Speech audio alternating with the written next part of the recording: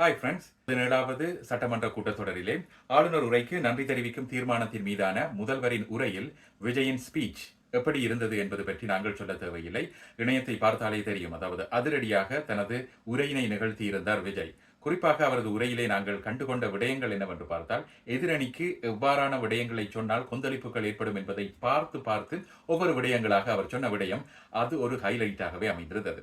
குறிப்பாக எல்லா விடயங்களையும் தொட்டு சென்று ஊழல் பெருச்சாளிகள் என்ற ஒரு விடயத்தில் கை வைத்த போதும் குறிப்பாக ஒரு கட்சியினர் மாத்திரம் கொந்தளித்துக் கொண்டார்கள். பார்ட்டி ஃபண்ட் என்று அவர் சொன்ன போது ஒரு கட்சி மாத்திரம், அதாவது ஒரு பார்ட்டி மாத்திரம் கொந்தளிப்பினை ஏற்படுத்தியதை நாங்கள் பார்க்கக்கூடியதாக இருந்தது. சரி, அதாவது அந்த நேரத்தில் உடனடியாகவே கேமராவினை பேன் பண்ணி பல்வேறு விடயங்களை குறிப்பாக காட்டியிருந்தார்கள். எடப்பாடி பழனிசாமி புன்முறுவலோடு சிரித்தவாறே இருந்தார்.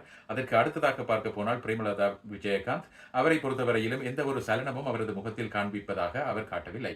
அதற்கு அடுத்ததாக சௌமியா அன்புமணியை பொறுத்தவரையிலும் பல்வேறு குழப்பங்கள் அவரது முகத்தில் இருந்ததாக தெரியவில்லை. ஆனாலும் உதயநிதி ஸ்டாலின் மற்றும் அவரது பரிவாரங்கள் மத்தியிலே ஏற்பட்ட அந்த குழப்பம், அந்த பார்ட்டி ஃபண்டுக்கும் அவர்களுக்கும் இடையில் தங்களுக்குத்தான் தொடர்பு, அதாவது மற்ற பார்ட்டிகள் எல்லாம் சும்மா இருந்த போது இந்த பார்ட்டி மட்டும் ஏன் இப்படியாக கொந்தளிக்கின்றார்கள் என்ற ஒரு வினாவினை தொக்கி நிற்பதாகவே அவர்களது அந்த கொந்தளிப்பு அமைந்து போனது.